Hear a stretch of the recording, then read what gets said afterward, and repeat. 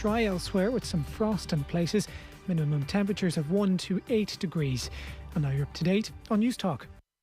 The Newsround on Off the Ball. With Gillette, we don't just play the game, we change it. Gillette, made of what matters. This is News Talk. Hello there. Well, not ideal for Stephen Kenny. 5 matches in, no wins, a 1-0 defeat in Helsinki this evening. It leaves Ireland bottom of their Nations League group. We will be reacting across the show. We'll bring you some of what Stephen Kenny has to say as well in his post-match press conference. Matt Williams is with us on Wednesday Night Rugby. New Zealand-Australia 4-match series started with a bang in Wellington on Sunday. Some green shoots as well for Australian rugby, according to Matt. He is with us after 8 o'clock.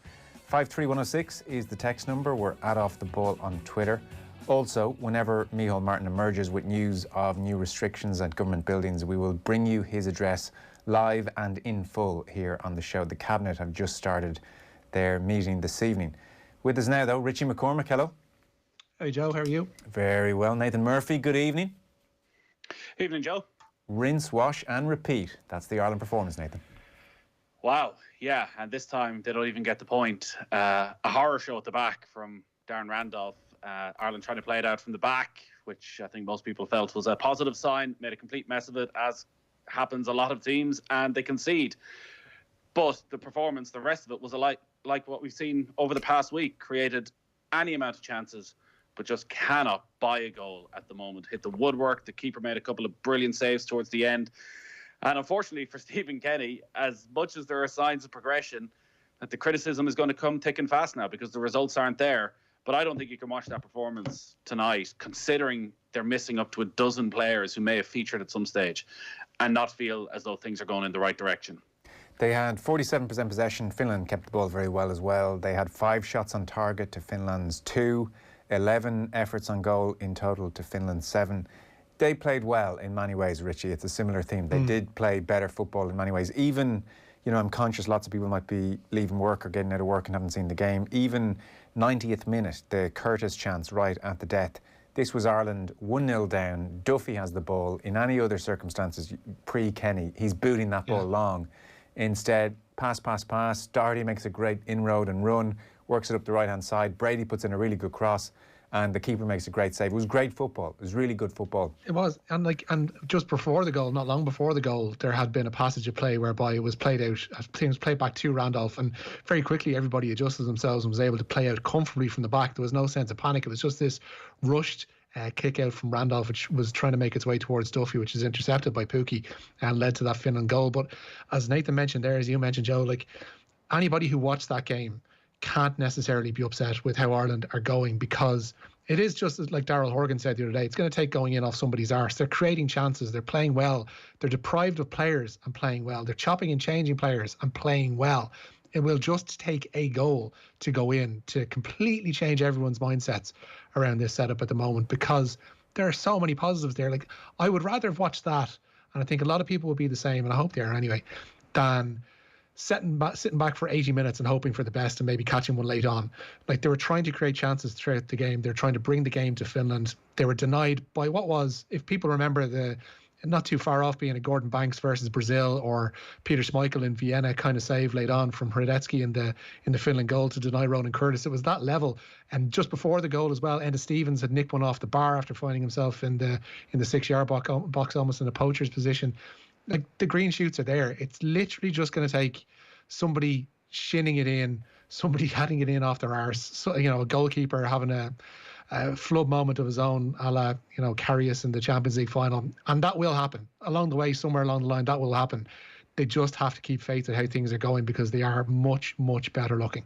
53106, add off the ball on Twitter. If we're being a bit too positive, by all means, let us know your thoughts if you watched the game. Randolph was in goal. The back four was Doherty, Shane Duffy. Dara O'Shea, very accomplished debut for Dara O'Shea. Slaven Bilic has been saying big things about this guy. We had him on the show a few weeks back. He's an old head on young shoulders and played very well. Enda Stevens, very good again. Hourihan and Malumbi were in midfield with Hendrick. And then it was Daryl Horgan on one wing, Connolly on the other, and Shawnee Maguire through the middle. And then on around 53 minutes or so, Maguire went off. Aaron Connolly played through the middle, and Robbie Grady came on and played on one of the wings. What about Aaron Connolly, Nathan? He was involved in a lot, very, very busy. At times, a few decisions in some crucial areas might have paid dividend? Look, Aaron Connolly is electric, but I felt, and I think I've said it over the last week, he's very, very raw. So rough around the edges. His decision-making needs a lot of work. Even watching with Brighton last week, you watch him against Manchester United, you can see why he's getting in the team, the havoc he causes when he gets in behind. He did that again tonight on a number of occasions. He's always there at the outball. He's always trying to get one-on-one with the defender. But his final decision is lacking at times. And one of Ireland's best chances was when he broke in behind, Daryl Horgan standing on the penalty spot. All he has to do is roll it across to him. And surely Horgan will score. I say that considering how poor Ireland have been in front of goal. But he has to. And he takes this rash shot and it comes to nothing. And that sort of summed up Connolly's performance. I think he's shown enough again that he'll always start because he offers something very different. And he offers that raw pace that Stephen Kenny wants and wants that outball. But I just think he needs a little bit more experience, a lot of game time, and needs to improve his decision making. But he's an exciting talent. There's no question about that. And he scares it's the hard defenders. again.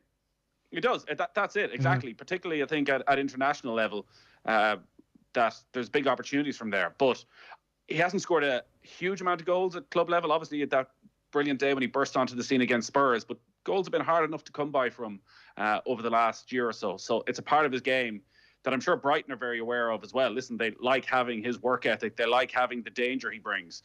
But you want your strikers to score goals. So, yeah, there was a lot to like about his performance, but that final pass or that final finish is still what's missing from Aaron Connolly. But Richie's dead right. It's strange watching that game. In one sense, I feel it's what we wanted from Ireland, that actually you can go into a game. We've seen over the last week, 3 matches, Ireland haven't won any of them. But they've actually all been very enjoyable to watch. Yeah. You're sitting there going, this is good. They're doing the right thing an awful lot of the time. There's lots to like about the players, about the attitude. When they get a chance to get it down and pass it around, they do that. They can mix it up sometimes. And I think an awful lot of the players have done themselves no harm. You touched on Enda Stevens, who I think is, alongside Randolph, despite the mistake, the most assured player now in that team for his spot because there's nobody near him. And I think he's been Ireland's best player over the last 3 matches, constantly does the right thing and was so unlucky. Would have been a sensational goal. And maybe we are being overly positive. Maybe it is a results business. But I just came away from that game going, yeah, I really enjoyed that. Get Callum Robinson back in there. Get James McCarthy back in there. You know, give yourself options, better options off the bench. Like Sean Maguire, I'm not quite sure is ever going to be at it international level-wise. He's a very good club player, but he struggled tonight. I thought Daryl Horgan did very well, actually. You know, brought a real energy to the side. And yeah, the goals have to come, but like to go 4 matches, I was looking there, I make it over 30 years since Ireland last went 4 competitive games without scoring. But that was in the middle of Euro 88 and Italia 90. So things can change quite quickly. As Richie says, I think it does need to come, but we are probably pushing things back till next March for when the real pressure will come on in terms of results. What people miss through all this, just making the quick point about the performances and about us maybe praising the performances over the results. What we do get with this, which we haven't gotten in the last 10 years, is that we aren't spending games using 80 odd minutes of welcoming chances upon ourselves, which is the life that we led as Ireland supporters and as the players did for over a decade under Trapattoni and McCarthy and Martin O'Neill. They basically invited teams on for far too long, which resulted in performances like Richard Dunne in Moscow. But I remember saying at the time, like, performances like Richard Dunne in Moscow shouldn't be necessary to get Ireland over the line in terms of games. This way forward, this way of playing ensures that we actually create the chances, that we're causing teams trouble. And we just happen to be in a moment whereby the chances aren't being converted. That will happen. Like the law of averages suggests that's going to turn itself around eventually. We can't go a million years without conceding or without scoring a goal. The goals will start to flow, and we're giving ourselves a nice footing on which to build from that once that does start happening. Yes, I'm very interested to see how this is all received amongst the general public, because there is no doubt that 5 matches, no wins, 1 goal gives fairly obvious ammunition to anybody who wants to make an argument against Kenny. That is there. But at the same time, the simple riposte is to look a bit deeper at things. The team are doing the right things. The statistics bear that out. They were the better team today. There is no doubt. Even Mick McCarthy admitted as much on Sky Sports. He's been accused of... That is not... Listen, Mick got a lot of credit when he left the job for the way he handled himself. Yeah. Taking on this role with Sky is doing him no favours. And the constant mentions of Gibraltar and how, Matt Doherty goes forward. I remember he scored for me. I'm sorry, Mick. like, we didn't qualify. This was not some sort of friendly series of games. That was Ireland's best chance of qualifying for the European Championship, and we didn't take it. So to be there sort of on his high horse on every game, I guess it wasn't a one-off, it's every single game, watching over Stephen Kenny's shoulder, I don't think it's fair. I'm surprised he's doing it. I really am surprised he's doing it. It can't be for the money. It can't be for the money. No. Like, the guy, what does he make 3 million out of this Ireland job? €1 million payoff? It's not for the money. He's well looked after. Mick McCarthy's he's managed pretty much non-stop since the mid-90s. He has done very well. I think it must be a shop window thing. But I mean, there's, you know, that whole tradition of former presidents not going after the current man in the job. I just think there should be a degree of sitting back and not being a part of this scene. I'm very surprised he's done it. I don't think he would have welcomed O'Neill or Keane being all over the TV when he took over. No, and in fact, Roy Keane couldn't have been more respectful, I don't think, of Mick McCarthy when he took over the job. And likewise, Martin O'Neill, who liked his quips here and there when he was doing his analysis, never pointed out, well, listen, you know, you said we had the players and look what Mick McCarthy's doing. He's not. Like that. Like, there's a certain level, I think, that managers get to. And putting yourself in the shop window, go and do a championship game on Friday night for Sky. Tell them, do you know what, lads, thanks for the offer. I'm around. I'm good on co-commentary. I'm funny. I've got a few quips here and there. Stick me on a championship game on a Friday night, but not every Ireland match trying to rub it in as things, I won't say go from bad to worse, but I don't know. I know what you're saying about the general public. To be honest, like, who cares what the general public think? I want to know what the Irish footballing public think. Sorry, that's what I'm talking about. When because I say there's a lot of people I'm talking about the Irish footballing public. The general public are either into the game or they're not into the game. So it's the Irish footballing public. I want to know about the people who stopped going to the Aviva over the last 10, 12 years because it was just dull, who thought it's not worth that 50 quid because actually there's no entertainment here. We'll scrape a 1-0 victory. Are they looking at that thinking, you know what, when we can go back to a game, I could get behind that team. I could go and enjoy myself and watch that and feel I've seen a decent game of football. Ironically, if it is a shop window, I mean, doing a championship game is the appropriate shop window. I mean, I'm not sure how many championship chairmen are bothering to watch Ireland-Finland games in the Nations League. Some text in, this love-in for Kenny is strange. If this was any other manager, there would be uproar. I'm not saying he won't come good, but football is a results game and Ireland have been crap lately. See, I was with you until the last point. See, the reason that we're being a bit fairer, I suspect, then 5 matches, no wins under a different style of football, is that there would be a sense of hopelessness about that, whereas there are real green shoots here. And even the most ardent Stephen Kenny critic would have to concede it's been a crazy week, or like a really difficult week for any manager to do a good job. Anyone who calls for Kenny's head right now should be slapped, no matter who they are, says Declan Arklow. I'm happy to watch Ireland playing proper football under Kenny. It's better than the rubbish played for the last 10 years. The goals will come, plenty of chances, Patrick and Clonmel. OK, the general consensus coming in thus far is actually pretty positive. And we can't escape what's happened over the past week in terms of having 3 games, 3 international games. A lot of these players played on the Sunday as well before they came over. Stephen Kenny, ideal circumstances, would have rotated the either or of Matt Doherty and Seamus Coleman, whether they played together or not. One would have played, I'd imagine, Thursday, one would have played Sunday. Likewise, Callum Dowda, Callum Robinson would have come in and out of the side. James McCarthy would have been in, Jason Malumbi would have been out. We would have had a very fresh team where you look at Jeff Hendrick coming off there after an hour, and the job he was asked to do again in terms of pressing and pressure in that first half. I mentioned this online beforehand. I'm really surprised by the criticism he's getting. I understand that he's not been at the 2016 level over the last 3 or 4 years, but I don't think he's done very much wrong at all over these 3 games. And he seems to have found his best spot in that number 10 role. Today was one of his better games. He created chances as well for other players, which I thought was important too. And like, he looked knackered from the get-go. I'm not going to lie today, but with that job he was asked to do, as Nathan mentioned, he put himself in bed in midfield. He made it difficult essentially for the Finns to play ball in the middle of the park.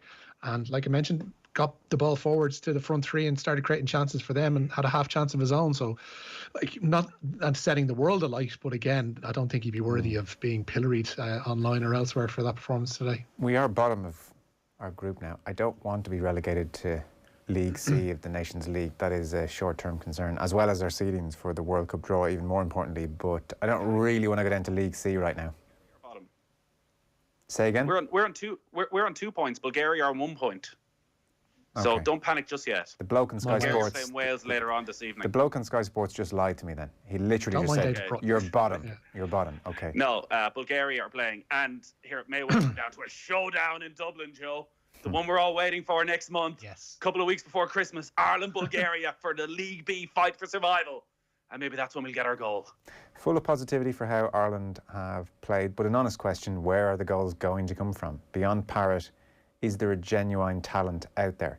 I think Conley will start to come good. I think Conley will end up with 15 Ireland goals, at least. I think he did the same. Like, there's 3 or 4 Irish strikers who are on a certain level there who might get 10, 15 goals along the way. But Jesus Christ, if scoring a goal was as easy as solving 2 + 2, then, you know, we'd have been winning this game 8-9-0 today, and that just doesn't happen. It's a very difficult thing to score a goal in football. If people had figured it out, then hundreds of years of games would have been far more high scoring than they have been. It's just a case of, like, they just have to keep plugging and doing what they're doing at the moment, and those chances will get to be converted at some stage. And it can't just be the strikers. Yeah. Look at where the chances have come over the last 2 games. Who should have taken them? Conor Hourhan in that game against Slovakia. Today, that goal from Enda Stevens, if you watch back that move where Enda Stevens burst forward from to end up in the position pretty much 6 yards out to lob it over the keeper, he had come forward 70, 80 yards. Those players, like Jeff Hendrick, I think, has maybe 2 international goals. Conor Hourhan has only ever scored that free kick against Georgia. That your midfielders need to be getting, say if they play 50 caps, as Jeff Hendrick has, he needs to be getting 8, 9 goals there. So they need to start coming from everywhere. Yeah, there's a pressure always on the front 3, on Connolly, on Ida, on Robinson, on McGoldrick. But everybody needs to start chipping in and start taking these chances. Okay, last few texts before we kick off the news round then. The tactics of Trap O'Neill McCarthy may not have been as tippy-tappy and nice to look at, but they were more effective. They got us to more tournaments. We are now, I mean, give Stephen Kenny a chance here, you know, in fairness. We are Doesn't now qualify for the final of the Nations League, Joe. Sort it out. Yeah, we are now almost certain to be relegated to the 3rd division of the Nations League and be 3rd seeds for a World Cup draw. That's the end result of appointing a glorified fantasy football man. Okay, I'm going to stop that now. It's nonsense. Honestly, like, Colin, come on. What are you talking? State of that. That's just all over the shop. A fantasy football manager. What do you mean fantasy football manager? Honestly, he's brought Dundalk to the Europa League. A genuinely, you know, a fantasy football manager straight into the top job in the country. I don't know where you're going with that, really. And Mick McCarthy's a vastly superior manager than Kenny and is entitled to give his opinion to the rest of us. He's been a pundit for years. Nathan needs to relax his love for Kenny, and the general public do matter, Nathan. Ridiculous positivity, Gus and Meath. Gus, he shouldn't be on Sky Sports commentating on these games when he's fresh out of the job. It's just not an appropriate thing to do. Mick can go on Sky Sports Friday, Saturday, Sunday if he wants, and I think Mick's a good pundit. I think he has, without question, something to offer. And if he wants to go and do the Ireland games, fine. But as you say, I think there's a code of, do you sit in for the first 4 matches of the new manager and pick it apart? Like, is that really fair? Is that really right? I think it's an awkward one. Now, he did, to be fair, this evening, he was saying several times that Ireland are the better team. So it's not like he's in there going, wouldn't have done that in my day, or it's not. But it's not outrageous. There's a lot of the course in the last 4 games, there's been a lot of, maybe they should try crossing it more into the box. And when I was in charge during the Gibraltar game, like that's not doing him any favours. It's not doing Kenny any favours. And from Sky's point of view, I don't think it's doing the viewers any favours either. Nobody's really enjoying that. Let's kick off the news round then. It is with thanks to Gillette. We don't just play the game, we change it. Gillette made it what matters. So confirmation of the result this evening, Richie? Yeah, it was a Frederick Jensen goal midway through the second half that ultimately settled the game. He was the man actually who scored the only goal of the game when the sides met at the Aviva a month ago. So Ireland second from bottom in their group of the Nations League. And as Nathan mentioned there, looks like an all or nothing encounter with Bulgaria to come next month to avoid relegation to the 3rd tier. And Northern Ireland are bottom of League B's Group 1 ahead of their game away to Norway tonight. The Norwegians lost their Euro playoff to Serbia at the start of this window. And Northern Ireland boss Ian Barraclough is wary of a backlash similar to the one the Norwegians dealt to Romania at the weekend. They've obviously had to deal with the disappointment of Serbia. They certainly came back, and took the frustrations out on Romania, and I'm sure Lars will want to, continue the successful run in the Nations League that they started with. So it's for us, we know it's a difficult game, big test, but we've got players who are looking to stake a claim for next month, and the Slovakia game coming up, then they'll see this as an opportunity. Look, it's a good test for our players and for the players to go and test themselves against the best players, and there's no doubt that Haaland is on his way to becoming one of the best in the world, and again, looking forward to that challenge. Killer123 has been in touch. Pretty sure it's not Kevin Kilban. He says, lads, Connolly is talented. I've watched him play, though, at underage level for Ireland. He won't pass the ball. Selfish streak. Needs a strong manager to resolve the issue with his game. I mean, I think a bit of greed and a bit of selfishness is what we need. You know, Robbie Keane was a greedy so-and-so. Just ask Noel Hunt. You know, that's kind of the attitude you have to have. So I don't mind Connolly having a wild effort or two.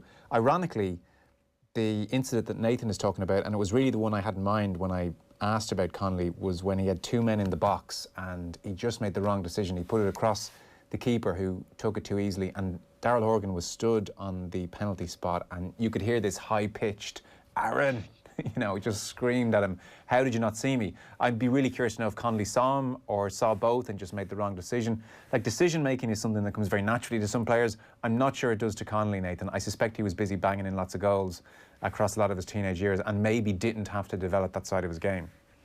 Yeah, look, Robbie Keane could get away with it because he scored so many goals. So if Aaron Connolly puts one away tonight, nobody questions the decision to go with his own against Darrell Horgan. It's when nobody has scored any goals. You're looking at every little opportunity and wondering, should somebody have done something differently? It is, as you say, did he see it and just decide to go himself? Which he didn't try to. He didn't try to shoot in that instance. There was a second player in the box, kind of inside the 6-yard box. He tried to pull it across for that player, and actually the much easier thing to do was just pull it back for Horgan. Yeah. So you wonder if he saw it and made the wrong decision, or what his thinking was. You know, you have to be inside his head to know that. Yeah, it'll be interesting to see where he does end up for Ireland. It looks as though Stephen Kenny is settled now in this 4-2-3-1 formation. You got to imagine with McGoldrick there coming back with the option of Ida, Shane Long, maybe even Callum Robinson down there, that, you know, Connolly's future is probably out in that left-hand side. So maybe it's a slightly different scenario, but yeah, you've got to spot him. Particularly when you're not scoring goals, you're going to look back at all these opportunities and think somebody has to do something a little bit better. Yeah, but he's got spark. Things happen around him. So I mean, I think we'd all have him in our 11. That's for sure. I mean, we're nitpicking a touch, but you're going to do that after a defeat where there's no goals again. Richie, where are we going next? To Group B of League Two this evening. Scotland looking to continue their decent run of late when they face the Czech Republic, and in Group B of League One tonight, England take on Denmark. Ryan Baird has been formally ruled out of Ireland's squad for their remaining Six Nations games. The Leinster lock suffered an adductor injury in the province's win away to Benetton last weekend and will miss this month's games with Italy and France.